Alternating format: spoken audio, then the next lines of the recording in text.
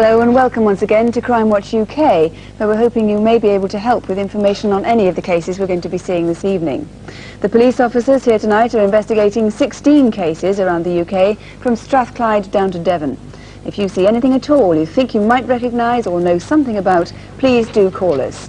The number, as always, here to the studio is 01811 8055.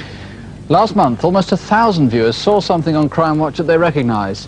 In fact, 10 people have since been arrested since that last programme on charges ranging from aggravated burglary to attempted murder. A total of 188 people have now been arrested as a direct result of Crimewatch UK. If you live in Kent and if you've brought any double glazing this year, you might be able to help solve our first case tonight. Since last Christmas, David Short had worked for Danem Windows as their East Kent representative. 10 weeks ago, on the evening of Thursday, the 22nd of September, he was murdered. Despite quite precise information about his movements that night, police have so far drawn only blanks in the search for his killer. Our reconstruction begins in the seaside town of Broadstairs, where David lived. Broadstairs is a popular holiday resort between Ramsgate and Margate on the southeast coast. Perched high above the town is Bleak House, which a century ago inspired Charles Dickens' novel. David Short was 36. He'd lived in Broadstairs for most of his life and had done a variety of jobs. Every day he exercised his dogs around the Ethel Road area, where for the past 9 months he'd lived with his common-law wife, Michelle. 2 years ago, David was working in a well-known local hotel as a barman. One night, a barmaid recalls there was a visit by 2 men.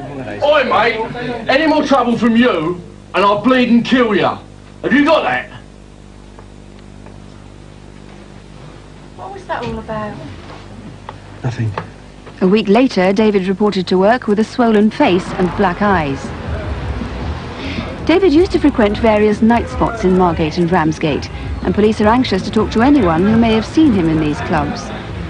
They'd also like to speak to somebody called Mags, who David met apparently while working as a barman.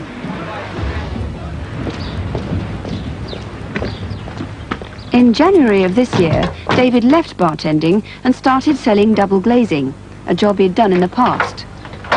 Good afternoon. I called the other day, Danem Windows. Oh, Mr. Short. Yes, we're expecting you. Would you like to come in? Thanks very much. How are the kids? Very fine, thank you. Go through. Thank you. Well, why don't I show you a couple of our brochures? This includes our latest top-of-the-range bestseller, which features an aluminium frame with a hardwood surround. Over the years, David had worked for several companies. Perhaps he sold double glazing to you. I'll just look at the frame, because that's coming out. Oh, no problem there. And measure up. Get you a quote in no time. Business was going very well for David, and he bought a distinctive white Rover car. But if you saw the car recently, you almost certainly noticed the damage to the paintwork.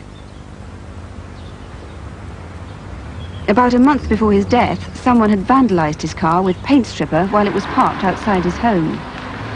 Someone obviously had a grudge against him and knew exactly where he lived.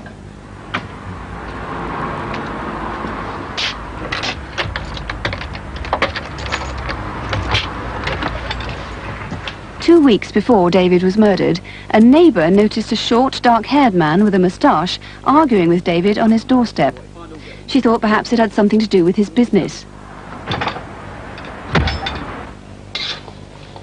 On Thursday, the 22nd of September, the day David died, he returned home from an afternoon appointment to cook the evening meal. It was about 5:30 when he sat down to eat with Michelle and his mother, who'd come over for dinner. They had a discussion about the new house David and Michelle were hoping to buy together. How do you think you're going to like living in Dickens Road? Until we've signed on that dotted line, I'm not taking anything for granted. Don't worry. I went to the estate agents today. They've taken the sign down. Yeah, they have. Oh, well, that's something. Yeah. We'll be in by Christmas. I'm sure we will be in by I hope Christmas. so. Across the road, a neighbour saw Michelle and David's mother leaving the house on their way to play bingo in Ramsgate. That was about 7 o'clock. 10 minutes later, she saw David leaving, smartly dressed and carrying a briefcase. His diary shows an appointment in Deal, and the witness remembers he sat in the car for a few minutes before driving off. 4 and 3, 43. 1 and 2. Number 12. All the sixes, 66.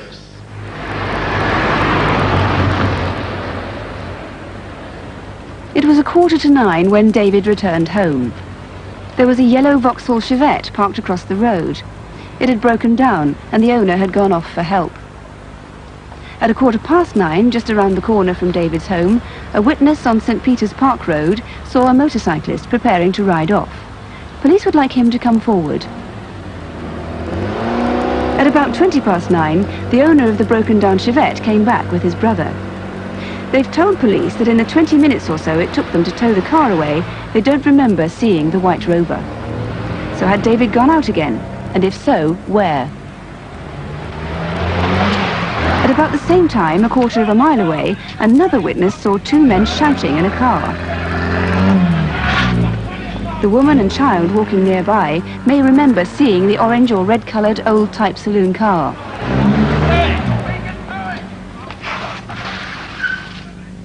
It stopped just around the corner, outside the Albion public house.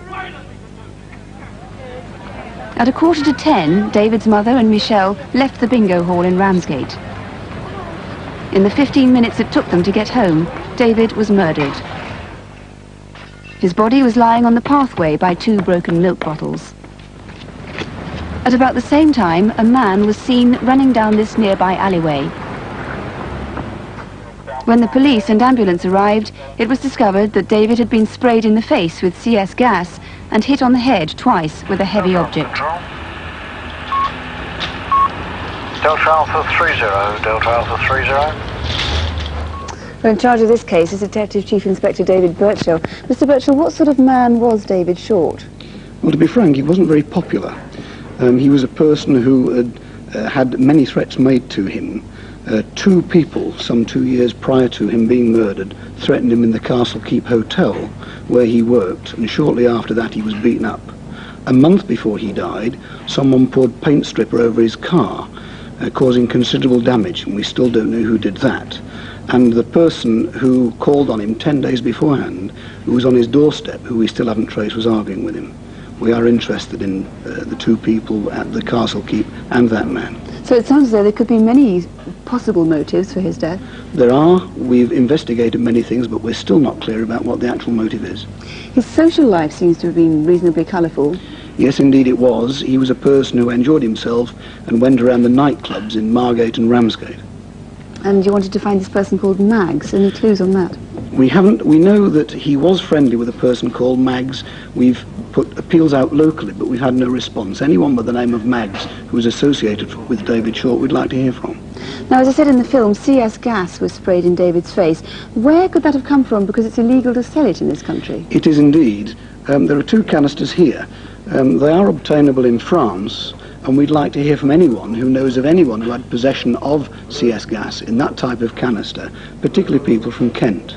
We'd also like to hear from a man, an anonymous caller, who called the incident room shortly after the murder.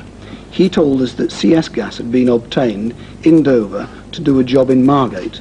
That man promised to come back to us. He hasn't, and we'd like to hear from him. Right, please do call us. And finally, could you recap then on the several people who were seen near David's house on the night that he died? Yes, as the appeal shows, we're looking particularly for 3 lots of people. There was a man on a motorcycle at 9:15 seen near to his house. We know that there were 2 men in a car who were arguing about 1/4 mile away from his house, and the man was seen running away from the scene of the crime round about the time the ambulance arrived. He was in St. Peter's Park Road, Broadstairs. So these people need to come forward, if only to be eliminated from your inquiries. Yes, and we can assure we'll treat them with discretion if in fact they do come forward. Right, they can save police a lot of time, wasted time, if you can come forward and be eliminated from the inquiries, and maybe you saw something significant. Just to remind you, it was Thursday, September the 22nd. If you can help Mr. Birchall and any of his team with any information at all, do please ring us. The number here to the studio is 01811 8055, or you can ring the incident room direct, and that number is 0843 225566. That's 0843, the code for Margate, 225566. Let me tell you more about what happened after last month's programme. The biggest activity that night was prompted by calls about the Preston bank raid. The manager of the NatWest Bank there had been kidnapped and his wife and daughter were taken hostage. Then the entire bank staff was held at gunpoint and locked in the vaults while the gang made off with over £500,000. As a result of Crimewatch, the police are now following a new line of inquiry.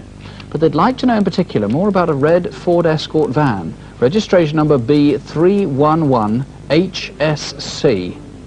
It was stolen on the 4th of August and then abandoned after the robbery. They'd very much like to know if you'd seen where it had been kept in the 6 weeks in between. On the murder of Michael Williams in North London, there were 120 calls to the studio and to the incident room. No positive results so far, but police are anxious for 3 of those people to ring back.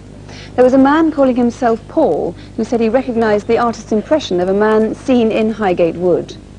Somebody else rang to say that they had found Michael's access card and had used it without realising its significance. But perhaps the most important call of all came from a security guard who said he had seen Michael leaving East Finchley Tube Station with another man on the night he died. So police would like all those 3 people please to ring again. If you're watching, call please either to the studio here or to the incident room, and that number is 01803 3311. 01803 3311. Now to photo call, people caught on camera whom police would like to interview. Maybe there's someone in these videos and photographs that you know. To take us through them, here's David Hatcher. First, on the 18th of August, this man held up and robbed a London branch of the Abbey National Building Society. He escaped with over £2,000. He has short, ginger hair, is of medium build and 5 foot 10 inches tall. Then, in September, this man began a series of raids that are all linked to that Abbey National robbery. The total haul is over £14,000. We have 2 possible theories about this one. It could be the same man dyeing his hair between raids, or it may be 2 men who are part of the same team. Look at them again. The dark-haired man is also 5 foot 10 inches tall and was wearing a white shirt and black jacket. If you know who he is or who they are, please ring us. Next, my colleagues in Essex want to speak to this man, Raymond John Amis. He may have information about a series of frauds committed in and around Essex. A total of 38 in 2 years, in which over £8,000 has been netted. At this car sales garage in Grays, Essex, a conman convinced staff that their absent colleague had ordered video equipment. They paid up, but, as in the other 37 cases, the goods never appeared. Amos is described as 37 years old, 5 foot 9 inches tall, plump, with dark, thinning hair and a scar on the left-hand side of his forehead. If you've seen him, call us now. About 4 p.m. on Friday the 30th of September, a man entered the Leeds Permanent Building Society in Duke Street, Glasgow, and threatened one of the cashiers with a gun. He got away with almost £7,500. We'd like to speak to this man. He's described as in his early 30s, about 5 foot 8 inches tall, slim, with dark brown collar-length hair and brown eyes. He was unshaven and was wearing a navy blue zip-up jacket and a green t-shirt. If you know him, or any of our other photo call faces, please get in touch. The number to call, 01811 8055, 01811 8055. Some more news now from last month's Crimewatch. Police asked for information about a robbery at an office in Northampton. The owner of the firm surprised an intruder and was attacked with an axe. His arm was badly injured. As a result of a call to the programme, a 14-year-old boy was arrested in Milton Keynes the following day. He's been charged with aggravated burglary and he'll be appearing in juvenile court early in the new year. We showed pictures from a security camera in a plant hire shop of 2 men who obtained thousands of pounds worth of equipment using a stolen driving licence.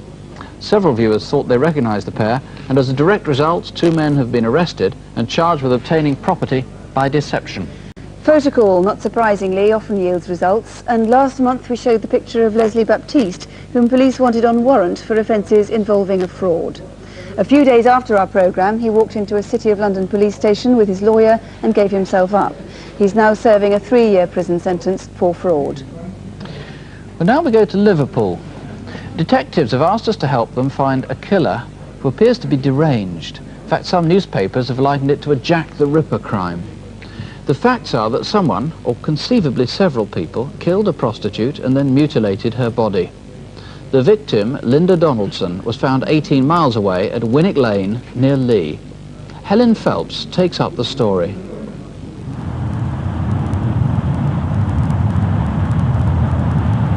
About a mile from Liverpool city centre is Canning Street. It's a small part of the Toxteth area, and it's the city's main red light district. Every night about 20 women are out looking for clients who circulate the area in cars. Many of the women here are on the streets for one reason: heroin. They're drug addicts and have turned to prostitution as a means of funding their needs. Linda Donaldson was one of them. She was well liked. A number of the other women and one of her regular clients have spoken to us about her. Her mother was only 15 when she had Linda.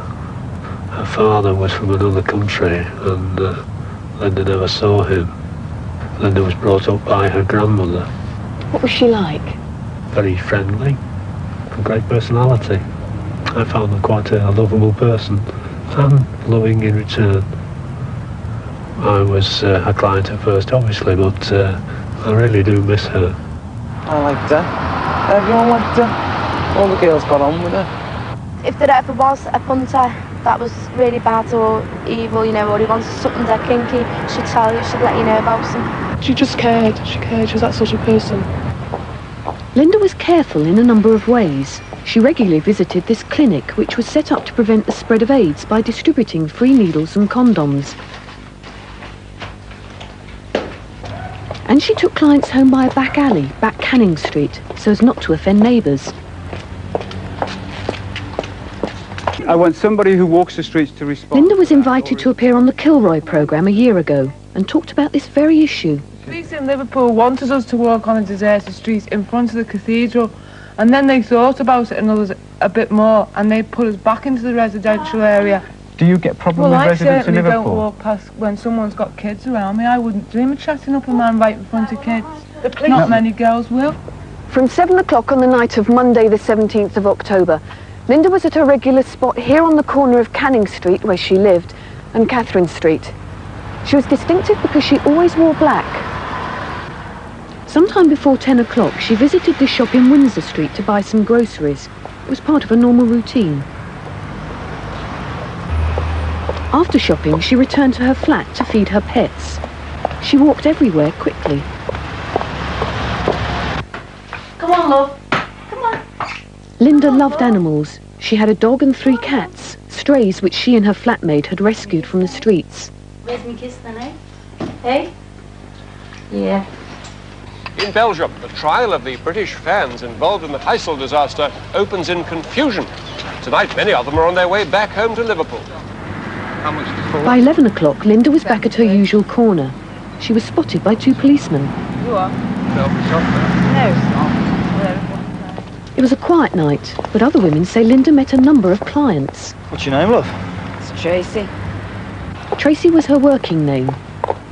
It's vital that anyone who saw or met her that night comes forward. About 11:30, another prostitute was approached by a man whose behaviour made her uneasy. You doing business? Yeah? Do you know anywhere dark? Forget it. No, come on. Oh, come on, leave off, okay? Oh, come on. Look, I'm telling you, bug off or I'll get the police. She was worried by the clanking in the bag, and so far police have been unable to trace him. She's compiled this video fit of him.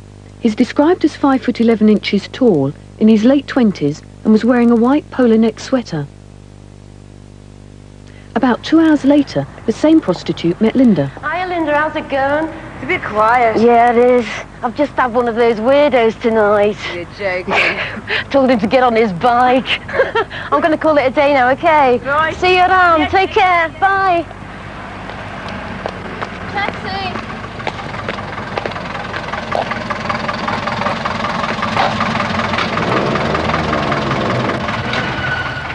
As she got in, she noticed Linda moving towards a dark car, which was pulling into Back Canning Street. Who was in the car? No one else saw her alive after this.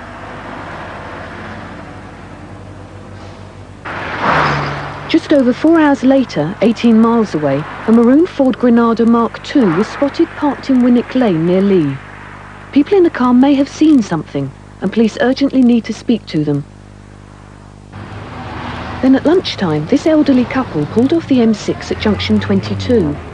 Winnick Lane links the motorway with the A580 East Lancashire Road. They pulled in at the same place where the maroon car had been seen earlier. We were coming from home and we were travelling up to our daughter's in the Pennines. And usually about here I get stiff. I want to usually get out and stretch my legs. And I said to Dorothy, is that a body down there? With that I went down to look to make certain. Came back to Dorothy and said, it is a body, kid. The body was naked. Linda had been stabbed to death and mutilated. Mr. Leaf stayed there while his wife went to fetch the police. Detective Chief Superintendent Ken Clark is in charge of the case. We haven't been able to find a motive for the killing. It appears she was simply picked up, murdered, the body mutilated, and then dumped in this field where you see the men searching. So where was she killed? This again is a puzzle we haven't been able to satisfy ourselves about. It's quite obviously that the murder had plenty of room in order to carry out the killing and the mutilation. So there's somewhere between Liverpool and Winnick Lane that he has carried out the murder in plenty of light and taken his time over it. Despite appeals to the public, there's been no sign of a clothing or a handbag anywhere. And this is something that we want to find out. If anybody saw anybody acting suspiciously, such as dumping clothing or burning clothing, would they please come forward? And I appeal to anyone of the public who may have anything whatsoever, no matter how small or insignificant, it may be the vital clue that we require. If you have any information, then call us now on 01 811 8055. Or you can ring the incident room direct on Liverpool 708 7277. That's 051, the code for Liverpool, 708 7277. We already appear to be getting a lot of important information tonight. Incidentally, in the search for Raymond Amos, 2 callers have called to say that they've had dealings with him only in the past week, and we're getting other calls on that subject while we're on the air right now. Now for some more news from previous programmes. We had a particularly good response this month. In our September programme, Kent Police appealed on Incident Desk for help in tracing a pair of armed robbers who attacked a post office van near Gravesend. As a result of that appeal, 1 man has been arrested and charged with robbery. Police now think they know the name of a 2nd man they're looking for to help with their inquiries. And also in our September programme, police from the City of London appealed for help in a fraud case involving Citibank. Following that programme, 2 men and 2 women have been arrested and charged with conspiracy to defraud. And in October, we showed a photograph of a man wanted in connection with 2 violent attacks in Brighton. As a direct result of the programme, a man has now been charged with 2 offences of attempted murder. Just over a year ago, we reconstructed part of a series of car thefts in which owners were duped into giving their car keys to a stranger. If you just leave me the car key, I won't need the house keys, just the car key. Okay. More than one Crimewatch viewer recognised clues from that reconstruction. As a result, a man was convicted last month of conspiracy to steal 14 vehicles and was sentenced to 3 years in jail. The police are still looking for his accomplice, but believe they know his name. Well, now to Incident Desk, where this month Surrey police are appealing for your help to find a 15-year-old boy who has disappeared from his home in Cheam. Merseyside police need information on the rape of a young woman by a man with a distinctive tattoo on his right arm. And the Metropolitan Police are looking for a stolen collection of designer clothes. Over now to Superintendent David Hatcher again. First, that attack in Merseyside on the 21st of April. A young woman went jogging in the sand dunes here at Thornbury. She was attacked, viciously beaten and raped. Despite the ordeal, the woman managed to give an excellent description of the man. He's white, 5'8" to 5'9" tall, in his early 20s, has small hazel eyes and crooked rotten teeth. On his right forearm he had a tattoo like this, Everton, with FC below it. Now that's unusual, as the normal Everton tattoo is simply EFC.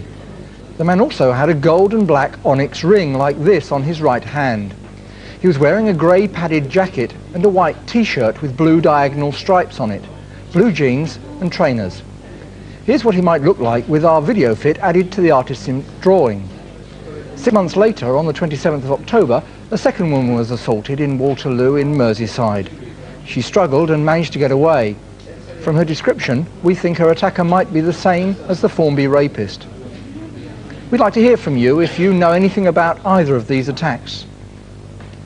Now, on Crimewatch, we seldom ask for your help with missing people because it may be that no crime has been committed.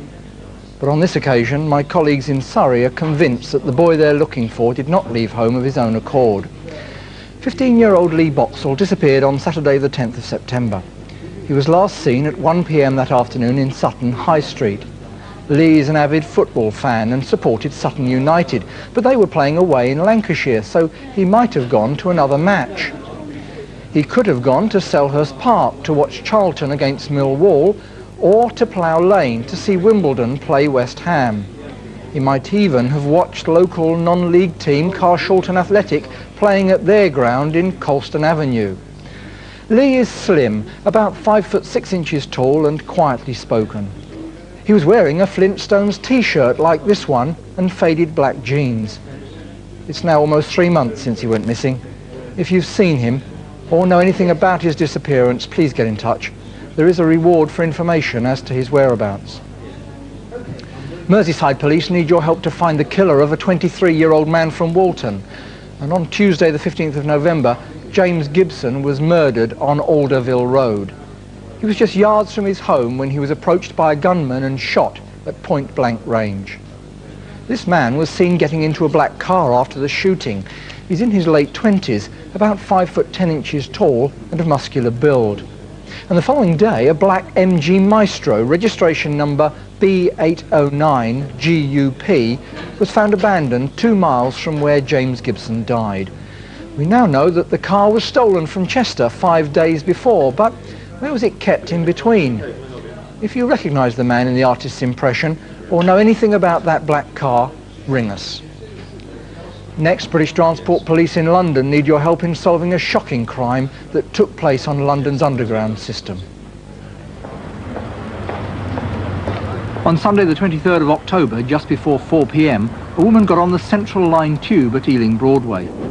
When the train reached East Acton, 2 men who may have got on earlier sat beside her. It was unusual because the train was fairly empty. When she attempted to get off at Shepherd's Bush, the men threatened to kill her and forced her to stay on the train. This is a video fit of the man who sat opposite her. He's described as about 25 years old, just under 6 feet tall, well built, with a deformed upper lip on the left-hand side. His accomplice was younger and thinner. Her ordeal continued for 21 stations through the centre of London, and the train eventually reached Gants Hill at about 4:45. The men forced her off the train and then raped her in the station toilets.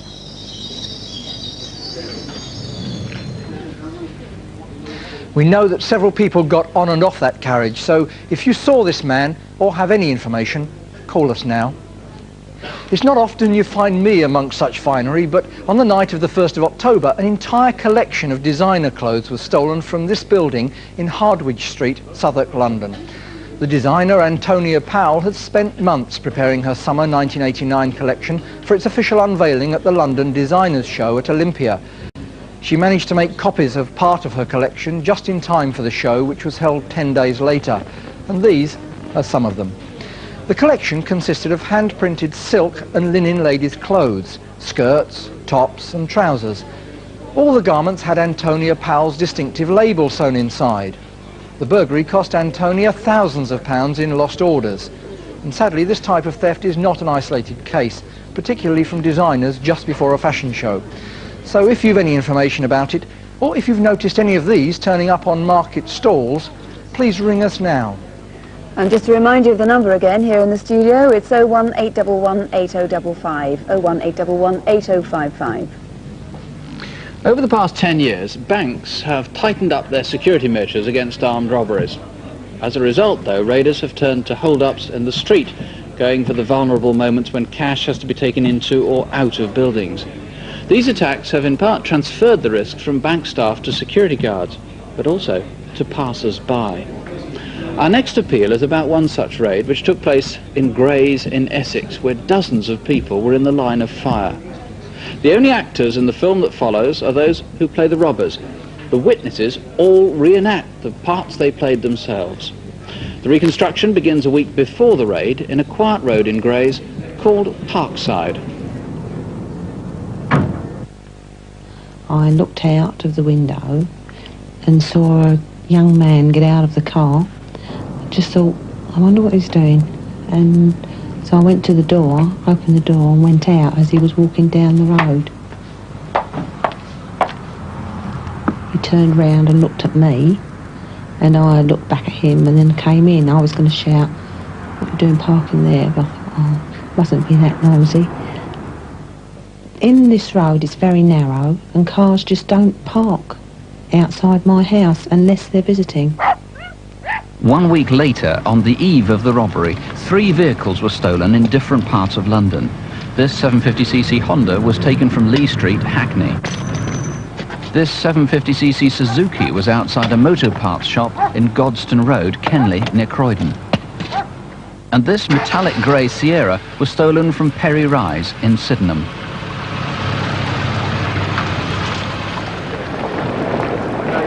Next morning, those 2 bikes were seen in Grays. No one could have known it, but the robbers were practicing their getaway.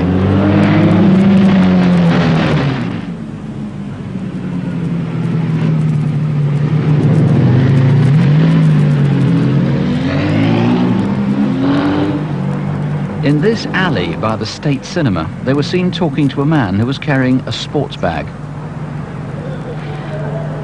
This taxi driver saw them moments later. 2 bikes pulled out from the alleyway, and the only thing that struck me really was that they seemed very professional. It reminded me of courier drivers.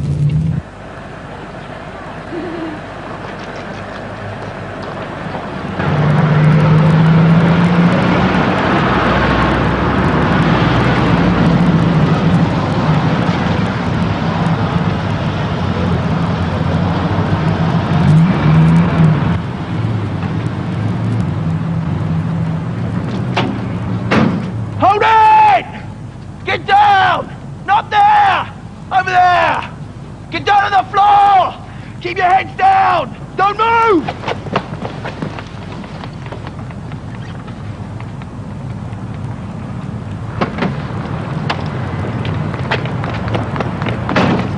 Excuse me, can you help? There's been a hold-up at Lloyd's Bank. You're joking, lad? This witness told the taxi driver who'd seen the motorcycles about half an hour earlier, and he got another driver to radio his base for help. Oh, thanks, back. This motorist, meanwhile, was looking for a parking space, but changed his mind. What's going on here, then? It's an armed robbery. Has anybody called the police yet? I don't know.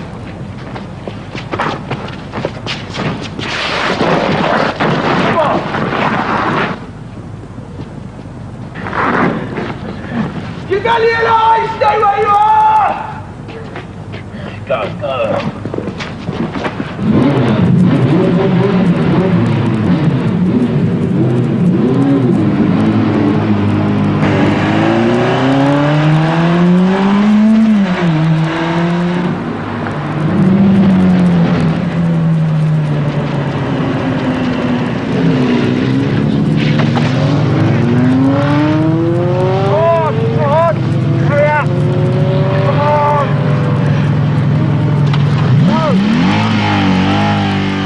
They left behind £25,000. Did you see them weaving past traffic on Orsett Road?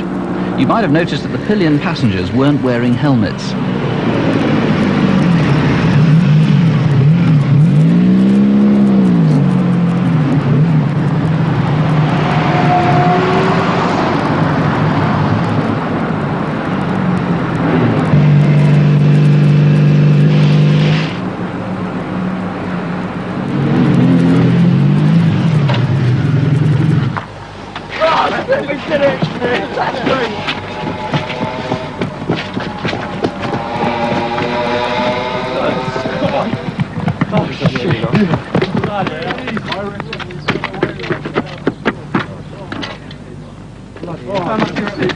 On Whitehall Road, a young man with bleached blonde hair had been minding the getaway vehicle.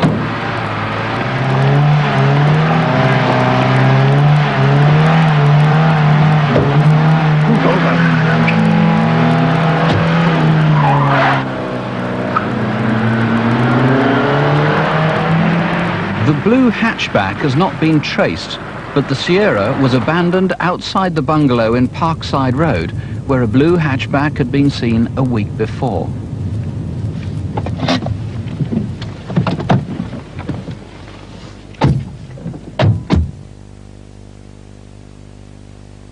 Do you know where they went from here? Mr. Whitehill, there's a very big reward out on this, isn't there? Yes, there is a £30,000 reward. And the interesting thing is it's not out on recovery of the money, though an enormous amount was stolen, over £250,000. It's for the arrest and conviction of the men. Now, why is that? This robbery took place in broad daylight in a busy street in a busy town, with many members of the public there, and there was a great danger to the public, and I think this £30,000 reward is an inducement for people to give information to catch these robbers. Okay, clearly there are members of the underworld who might have heard rumours on this. There's a very big reward. Tell us about the good description we've got of one of the robbers. The gunman was a white man. He was 5'8" to 5'10" tall. He was a muscular, stocky build, wearing a green combat jacket. Right, what we're watching here is what's called an e-fit. There's an electronic version of a photo fit. Now, there was a description of two others, but not quite so good. Yeah, the second man, the black man in the actual robbery itself, was 5'10" to 6 foot tall. Again, muscular build. He had a flat-topped style haircut, razor cut at the sides, and was wearing a blue wind cheater.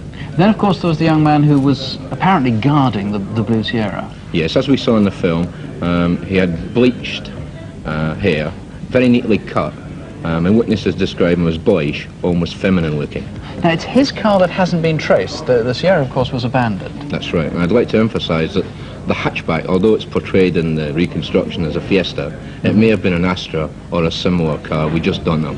Okay, it's quite significant how those cars that were, how the car and the two bikes that were stolen for the raid came from various parts of London. There might be a pattern in that. It may well be, and it may well be that someone knows of a connection between Kenley, Hackney, Sydenham and the Grays area. Kenley is in the Croydon area, of course, and why would somebody have travelled all the way down to Croydon from East 8 or all the way up to East 8 from Croydon? Why that spread of thefts? The pattern might be helped to be solved by these helmets. Now, these are among the helmets that were ditched. This one's very distinctive, isn't it? Someone's going to recognise this one. Yes, I'm sure someone must recognise this helmet. Just below the face visor, there are 6 holes drilled as extra air holes. And I'm sure that someone... 4 on one side, 2 on the other. That's correct, and I'm sure that someone must recognise this helmet. And they'll recognise how difficult it was to drill through, because there's an attempt of course. at drilling It may have been stolen from them, or they may have lent it to someone. And this might also have been stolen. Yes, this is a Nolan make, and the significant thing on this side is N33 Air System 1. That was dumped with the other helmet. So if you made the holes in that helmet, or if you had this one stolen from you, if you can work out anything to do with the pattern of the theft of the motorbikes or of the car, if you've got any information at all on this case, remember that enormous reward. You can call us here on 01811 8055, or you can ring the incident room direct. That's on 0245 452 120. That's 0245, that's the code for Chelmsford, 452 120. Well, now some more faces of people police would like to question in connection with crimes all around the country. Here's David Hatcher again. First, we'd like to find this man who's robbed at least 7 building societies in northwest London over the last year. He's got away with over £24,000 so far, often in a Tesco carrier bag. He's armed with a handgun, and he's becoming more confident each time he strikes, even threatening other customers. He's in his late 30s or early 40s and has a London accent. If you think you know who he is, please let us know. Devon and Cornwall Police would like to speak to John Cheeseman and Jacqueline Brown. They may have information about some bizarre discoveries made by Dartmoor National Park rangers in April and May of this year. The cut-up shells of new cars were found dumped on the moors near Oakhampton in Devon. They're from at least 11 top-of-the-range Fords worth over £100,000. Most of them had been stolen from Exeter and had probably had the parts sold off as spares. John Cheeseman, who you may know as John Ransom, and Jacqueline Brown might now be in London or Kent. If you've seen them recently, we'd like to hear from you. Finally, we need your help to find this man who's threatened customers and staff during 7 armed robberies in West London this year. He usually wears a flat cap and bomber jacket and always carries the same black holdall and black automatic pistol. He's only left empty-handed on 1 occasion, and his total haul in London now exceeds £20,000. Just 2 days ago he struck again, but this time in Walsall. He's described as being 30 to 35 years old, podgy and only 5 foot 6 inches tall. If you recognise him or any of the other faces we've shown tonight, call us now. The number to call is 018118055, 8055, 018118055. We've been receiving some promising calls on most of our cases tonight already.